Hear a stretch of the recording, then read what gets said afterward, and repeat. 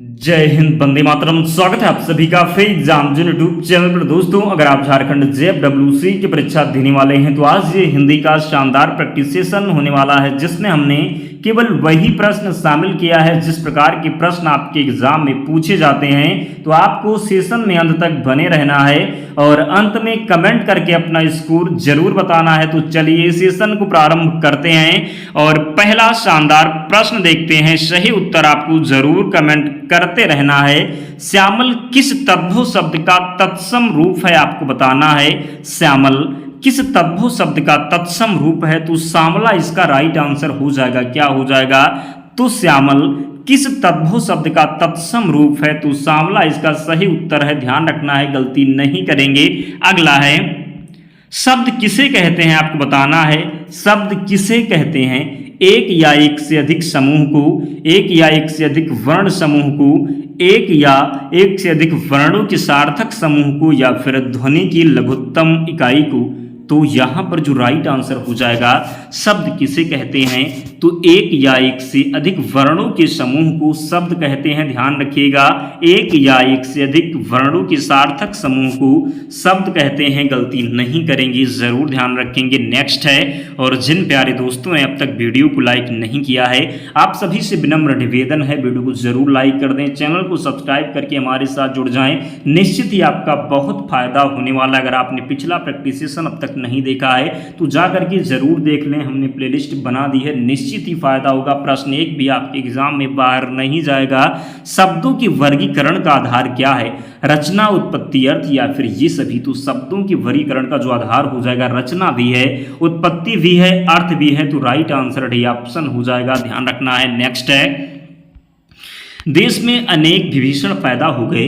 यहाँ पर आपको संज्ञा बताना है, कौन सी संज्ञा है। देश में अनेक विभीषण पैदा हो गए, तो नाम देख करके व्यक्तिवाचक मत लगा देना। ध्यान रखना है। पूछा जाए कि संज्ञा के कितने भेद होते हैं, तो संज्ञा के 5 प्रकार होते हैं। कितने? तो 5 प्रकार होते हैं। लेकिन जब अगर प्रश्न में पूछ लिया जाए कि उत्पत्ति के आधार पर संज्ञा के कितने भेद होते हैं, तो उत्पत्ति के आधार पर 3 ही आपको लगाना है। ध्यान रखना है। यहाँ पर पूछा गया है कि देश में अनेक विभीषण पैदा हो गए, तो यहाँ पर जो विभीषण का अर्थ है, यहाँ पर गद्दारों से हो जाएगा।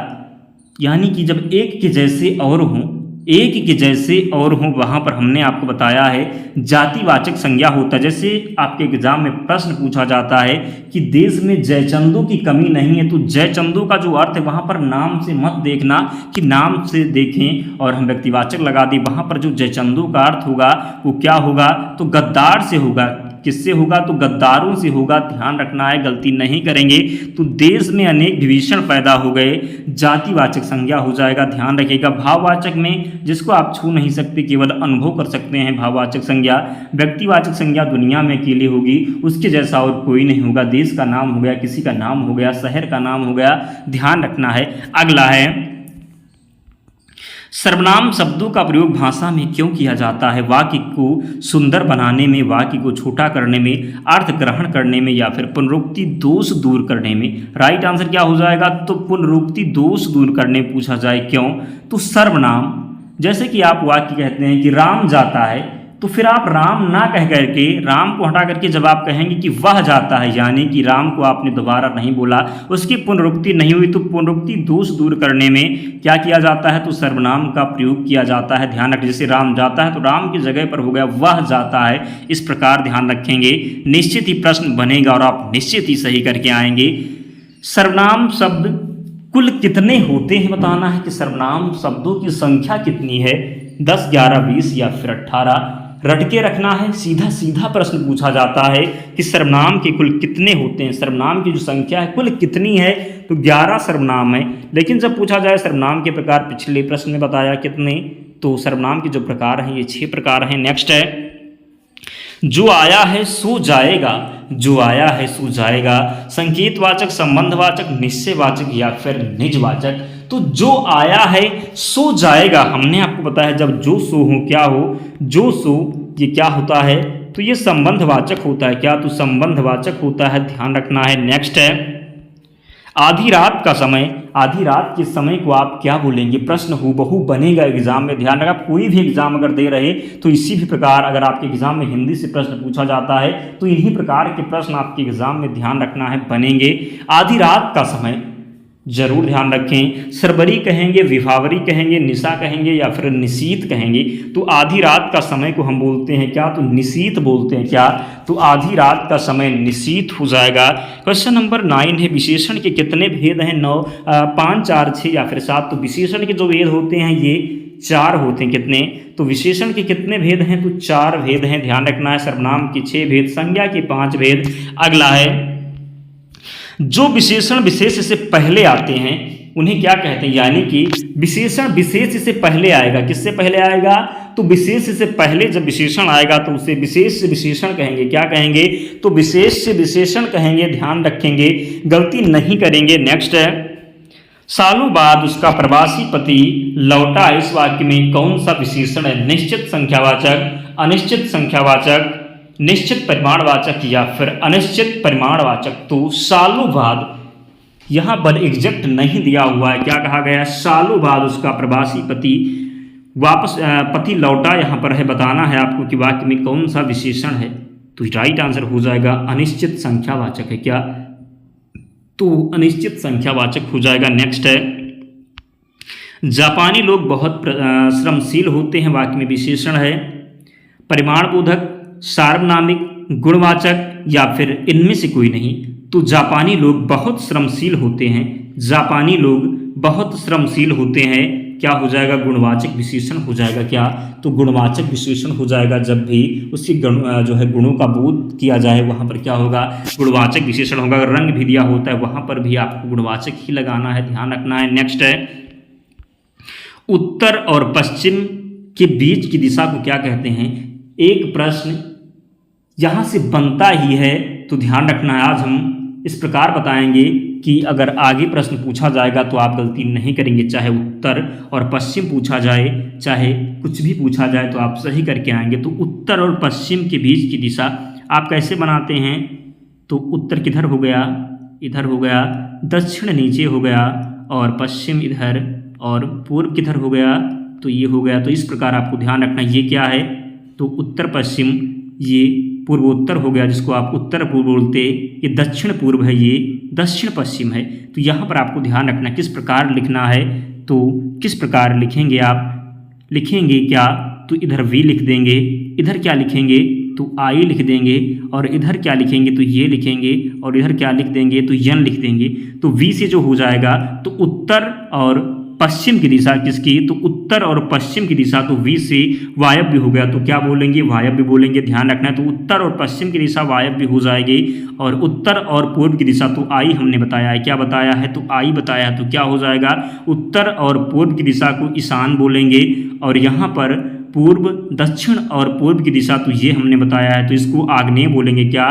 तो उत्तर जो है दक्षिण और पूर्व को आग्नेय बोलेंगे, और पश्चिम और दक्षिण को तो हमने यन बताया है, तो क्या बोलेंगे? तो पश्चिम और दक्षिण को नेतृत्व बोलेंगे, ध्यान रखना है। तो उत्तर पश्चिम वायव्य, उत्तर पूर्व क्या हो जाएगा? ईशान हो जाएगा, और दक्षिण पूर्व को क्या बोलेंगे? तो आग्नेय बोलेंगे, और दक्षिण पश्चिम को क्या बोलेंगे? तो नेतृत्व बोलेंगे, ध्यान रखना है। प्रश्न निश्चित ही पूछा जाएगा, तो आप लोग गलत नहीं करेंगे। नेक्स्ट है, नेहा कपड़े धोती है। वाक्य में क्रिया है, अकर्मक है, नाम बोधक, संयुक्त वाक्य या फिर सकर्मक है। हमने आपको बताया है कि नेहा कपड़े धोती है, बीच में आप क्या लगाएं? नेहा क्या धोती है। तो जब आपको जवाब मिल जाए क्या धोती है, तो कपड़े धोती है। क्या धोती है? तो कपड़े धोती। तो जवाब मिल गया, तो ये क्या है? सकर्मक, यानी कि जब कर्म हो वहाँ पर सकर्मक होगा। तो नेहा कपड़े धोती है, नेहा क्या धोती है? तो कपड़े धोती है, तो ये सकर्मक हो जाएगा, ध्यान रखना है। नेक्स्ट है, निशांत दौड़ रहा है। वाक्य में कौन सी क्रिया है आपको बताना है। निशांत दौड़ रहा है, वाक्य में कौन सी क्रिया? सकर्मक, प्रेरणार्थक, अकर्मक या फिर योगी। हमने आपको बताया निशांत दौड़ रहा है, तो जब बीच में आप प्रश्न पूछेंगे कि निशांत क्या दौड़ रहा है, निशांत क्या दौड़ रहा है, निशांत जो है क्या दौड़ रहा है? पैर दौड़ रहा है। जवाब आपको नहीं मिलेगा, तो जब नहीं मिलेगा तो वहाँ पर अकर्मक हो जाएगा, प्रेरणार्थक में जब दूसरे से काम करवाया जाए। नेक्स्ट है, वृक्ष पर पक्षी बैठे। इस वाक्य में कौन सा कारक है? सर्वप्रथम बात करने कारक के कितने भेद होते? तो 8 भेद होते हैं। कर्म का कारक चिन्ह क्या होता तो को होता है, संप्रदान का क्या होता तो के लिए होता है, क्या तो के लिए होता है, अपादान का क्या होता तो से होता है, अधिकरण का क्या होता तो में पर होता है, क्या होता तो में पर होता है। यहाँ पर वृक्ष पर, तो पर जब दिया हुआ है तो अधिकरण हो जाएगा क्या, तो वृक्ष पर पक्षी बैठे हैं, अधिकरण कारक हो जाएगा, ध्यान रखेंगे। नेक्स्ट है, सार्थक खंड वाले शब्द को क्या कहलाते हैं, रूढ़, योग, रूढ़, यौगिक या फिर इनमें से कोई नहीं। तो सार्थक खंड जिसको आप तोड़ें तो एक शब्द निकले जिसका कुछ अर्थ हो उसको सार्थक खंड कहेंगे, तो यहाँ पर यौगिक हो जाएगा क्या, तो यौगिक हो जाएगा। रूढ़ शब्द को आप तोड़ नहीं सकते, तोड़ने के बाद कोई अर्थ नहीं निकलेगा। योग, रूढ़, जितने भी वो वीर समास के उदाहरण हैं सभी योग, रूढ़ हैं, ध्यान रखना है। नेक्स्ट है, यौगिक शब्द कौन सा है, हमने आपको बताया जो दो शब्दों से मिलकर बनते हैं उनको क्या कहते हैं, यौगिक शब्द कहते हैं। उनको तोड़ने पर आपको सार्थक खंड मिलेगा। तो यौगिक शब्द कौन सा है, पंकज, पाठशाला, गणेश या फिर जल। तो पाठशाला, पाठ और शाला यहाँ पर क्या है, तो ये यौगिक शब्द है, क्या है, तो ये यौगिक शब्द है। जब दो शब्दों से मिलकर बने क्या हो जाएगा, यौगिक शब्द है। पंकज क्या है, तो योग, रूढ़ है, क्योंकि पंकज किसका अर्थ है, पंकज किसको बोलते तो कमल को बोलते। गणेश, जलज, जलद भी क्या है तो यौगिक है। तो इस प्रकार ध्यान रखेंगे। नेक्स्ट है, योग रूढ़ शब्द कौन सा है आपको बताना है। योग रूढ़ शब्द कौन सा है, हमने आपको बताया जितने भी अवीर समास का उदाहरण है सभी योग रूढ़ होता है। तो लंबोदर, लंबा है उधर, जिसका अर्थात किसको बोला जाता है, भगवान गणेश को। तो यहाँ पर योग रूढ़ शब्द कौन सा हो जाएगा, लंबोदर हो जाएगा। धीरे किस क्रिया विशेषण का उदाहरण, रीतिवाचक, परिमाणवाचक, कालवाचक या फिर स्थानवाचक। परिमाणवाचक में मात्रा की बात होगी, कालवाचक में समय, स्थानवाचक में स्थान की बात होगी। धीरे किस प्रकार, तो धीरे तो क्या हो जाएगा, रीतिवाचक, क्या तो रीतिवाचक क्रिया विशेषण हो जाएगा। नेक्स्ट है, विस्मयादिबोधक अव्यय के उदाहरण कौन सा है, आह, आश्चर्य, क्रोध या फिर खुशी। तो विस्मयादिबोधक जब विस्मय उत्पन्न हो, आश्चर्य का भाव हो, क्या हो जाएगा, आह, आ है, ओ है, ये सभी विस्मयादिबोधक चिन्ह है, ध्यान रखना है। नेक्स्ट है, विराम चिन्हों के उपयोग से बताना है आपको, वाक्य गठन सुंदर हो जाता है, भाव विचार सरल और सुबोध हो जाते हैं, लेखक की मनोदशा का पता चलता है या फिर लिखावट सुंदर बन जाती है। तो विराम चिन्हों के उपयोग से क्या होता है, तो इसका जो राइट आंसर हो जाएगा भाव विचार, क्या होता है, तो भाव विचार सरल और सुबोध हो जाते हैं। तो विराम चिन्हों के उपयोग से क्या होता है, भाव विचार सरल और सुबोध हो जाते हैं, ध्यान रखना है, गलती नहीं करेंगे। नेक्स्ट है,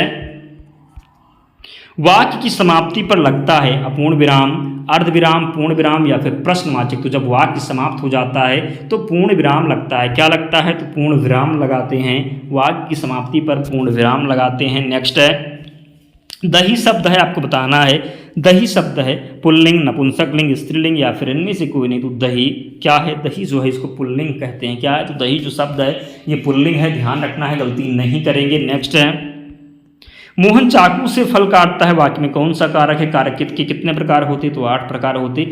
मोहन चाकू से फल काटता है, किसके द्वारा काटता है, के द्वारा, चाकू के द्वारा काटता है। तो हमने आपको बताया जब से का अर्थ के द्वारा हो तो वहां पर कर्ण कारक हो जाएगा, क्या, तो कर्ण कारक हो जाएगा, ध्यान रखना। अपादान का भी से होता है, लेकिन अपादान में से का अर्थ होता है अलगाव से, किससे होता है, तो अलगाव से होता है, कर्ता ने होता है, कर्म को होता है, ध्यान रखना है। नेक्स्ट है, संप्रदान कारक का प्रसर्ग आपको बताना है, तो उससे किसका होता, अपादान का होता, अपादान का होता है, यहाँ पर अपादान का अर्थ अलगाव से होता है, और से कर्ण का भी होता है, किसका, तो कर्ण का भी होता है, इसका अर्थ होता है के द्वारा। को किसका होता, तो कर्म का होता है, किसका, तो को जो होता है ये कर्म का होता, के लिए तो संप्रदान का होता, तो राइट आंसर थर्ड हो जाएगा। में पर किसका होता, तो अधिकरण का होता, किसका, तो में पर जो होता ये अधिकरण का होता। नेक्स्ट है, किस वाक्य में अपादान कारक है, राम ने रावण को तीर से मारा, मोहन से अब सहा नहीं जाता, हिमालय से गंगा निकलती है, चाकू से फल काटो। हमने आपको बताया अपादान जब से होगा जिसका अर्थ होगा अलगाव से, तो वहां पर अपादान होगा। रावण ने राम को मारा, रावण ने क्या, यहाँ पर प्रश्न है कि राम ने रावण को तीर से मारा, किससे मारा, तो तीर से मारा, के द्वारा से है, तो यहाँ पर क्या हो जाएगा, कर्ण कारक है। मोहन से अब सहा नहीं जाता, हिमालय से गंगा निकलती है, तो जब हिमालय से गंगा निकल जाती है तो वहाँ से अलग हो जाती है, तो जब अलग हो जाती है अलगाव होगा तो क्या हो जाएगा, अपादान कारक। चाकू से फल काटो, किसके द्वारा फल काटो, तो चाकू से के द्वारा हो गया, चाकू के द्वारा, तो यहाँ पर कर्ण हो जाएगा, ध्यान रखना है। 28 है, जिन शब्दों के लिखित स्रोत नहीं मिलते, हमने आपको बताया जिन शब्दों की उत्पत्ति का पता ही ना उन्हें क्या कहते हैं, तो देशज शब्द कहते हैं, यानी कि जिन शब्दों के लिखित स्रोत नहीं मिलते उन्हें देशज शब्द कहते हैं। जैसे कुछ शब्द हैं, ध्यान रखना, ये बार बार रिपीट होते हैं, क्या होगा, तो ढोंगा है, क्या है, तो ये देशज है, ढोंगा हो गया, कटोरा हो गया, ढोंगा, कटोरा हो गया, फुनगी हो गया, खचाखच हो गया, ये सब जो शब्द हैं, तेंदुआ हो गया, तो ये सब जो शब्द हैं ये क्या हैं, तो ये सभी देशज शब्द तत्सम संस्कृत के शब्द होते, तद्भव जो संस्कृत शब्द हिंदी में प्रयोग होते। तो इस प्रकार आपको ध्यान रखना है। सेकंड लास्ट है, तो जिसने भी अब तक वीडियो को लाइक नहीं किया जल्दी से वीडियो को लाइक करें और चैनल को सब्सक्राइब कर लें। बताना है कि गेहूं का तत्सम रूप क्या होगा, गेहूं का तत्सम रूप क्या होगा, गोधूम, गोधा, क्षेत्र या फिर जोधा हो जाएगा। तो गेहूं का जो तत्सम होता है ये गोधूम होता है। क्या होता है, तो गेहूं का तत्सम गोधूम होता है। क्या, क्षेत्र का खेत होता है। ध्यान रखना है, गलती नहीं करेंगे। नेक्स्ट है और अंतिम प्रश्न है, निम्नलिखित में से योगरूढ़ शब्द कौन सा है, घर, नदी, पंकज या फिर सौंदर्य। तो निम्नलिखित में से योगरूढ़ शब्द कौन सा है, घर, नदी, पंकज या फिर सौंदर्य। हमने आपको योगरूढ़ बताया है जब किसी तीसरे पद की तरफ इशारा, यानी कि जितने भी बहुव्रीहि समास के उदाहरण है सभी क्या होते हैं, तो योगरूढ़। तो पंकज, पंकज का जो अर्थ होता है कमल से होता है। किससे होता है, तो कमल से होता है। किससे, तो कमल से होता है। तो यहाँ पर योगरूढ़ हो जाएगा। ध्यान रखना। 30 प्रश्न थे दोस्तों। कमेंट करें और जल्दी से बताएं कि स्कोर क्या रहा आपका, कितने प्रश्न आपके सही हुए, बता करके ही जाएं। और PDF के लिए टेलीग्राम चैनल से जुड़ जाएं, लिंक डिस्क्रिप्शन बॉक्स में है, या फिर आप टेलीग्राम पर जाएंगे और वहाँ पर सर्च करेंगे फ्री एग्जाम जोन, आपको चैनल मिल जाएगा, आप लोग ज्वाइन हो जाना। वहाँ पर आपको सारी PDF मिल जाएगी। तो मिलते हैं नेक्स्ट वीडियो में, तब तक पढ़ते रहिए, ध्यान रखिए अपना, स्वस्थ और सुरक्षित रहिए। जय हिंद।